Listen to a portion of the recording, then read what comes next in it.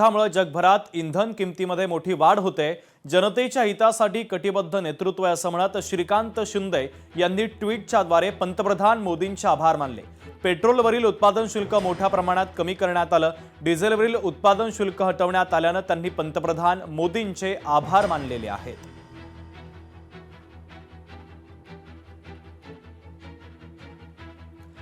लॉकडाऊनच्या संदर्भातील अफवा पूर्णपणे खोट्या आहेत। देशामध्ये कोणताही लॉकडाऊन लागणार नाही, मंत्री हरदीप सिंग पुरी यांनी वक्तव्य केलेलं आहे। पेट्रोलियम आणि नैसर्गिक वायू मंत्री हरदीप सिंग पुरी यांनी या संदर्भात एक ट्विट केलेलं आहे। तर युद्धाच्या पार्श्वभूमीवर भारताला पुन्हा एकदा लॉकडाऊनला सामोरं जावं लागेल का? पंतप्रधानांनी संसदेमध्ये कोविडच्या परिस्थितीवर भाष्य करून तयार राहा असं आवाहन केल्यापासून लोक सोशल मीडियावर अफवा पसरवत आहेत। आज सकाळी पेट्रोल आणि डिझेलवरील उत्पादन शुल्क कमी करण्याचा महत्त्वाचा निर्णय घेतला। त्या निर्णयानंतर सरकारने लॉकडाऊन बाबतची आपली भूमिका देखील स्पष्ट केली आहे। जागतिक परिस्थिती सतत बदलते आहे आणि ऊर्जा पुरवठा साखळी आणि अत्यावश्यक वस्तूंच्या घडामोडींवर आम्ही बारकाईने लक्ष ठेवत आहोत। इंधन, ऊर्जा आणि इतर अत्यावश्यक पुरवठा खंडितपणे उपलब्ध राहील यासाठी सर्व आवश्यक पावलं उचलली जात आहेत। उद्भवणाऱ्या आव्हानांना सामोरं जाण्यासाठी आम्ही पूर्णपणे सज्ज आहोत असं हरदीप सिंग पुरी यांनी म्हटलंय।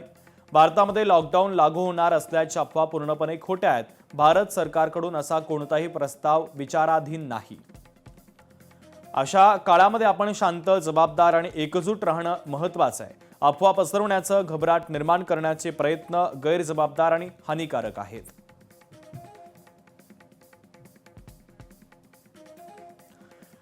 अमेरिका, इस्रायल आणि इराण यांच्यामध्ये सुरू असलेल्या तणावाचा परिणाम आता सर्वसामान्यांवर सुद्धा दिसतोय। एलपीजी गॅसच्या तुटवड्यानं भिवंडी शहरामध्ये नागरिकांना मोठ्या अडचणींचा सामना करावा लागतोय।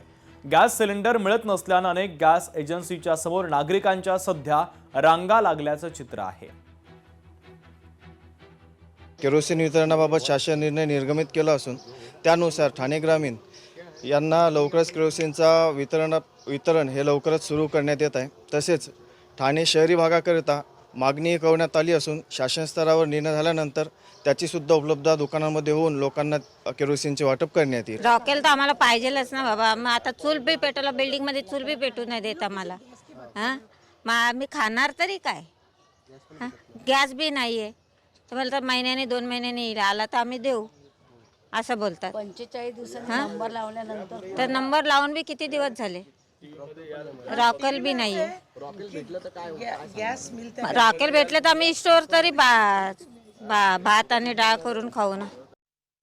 डोनाल्ड ट्रम्प यांच्याकडनं इराणला आणखी 10 दिवसांची मुदत देण्यात आली। होर्मुझ खुलं करण्यासाठी 10 दिवसांची मुदत दिली।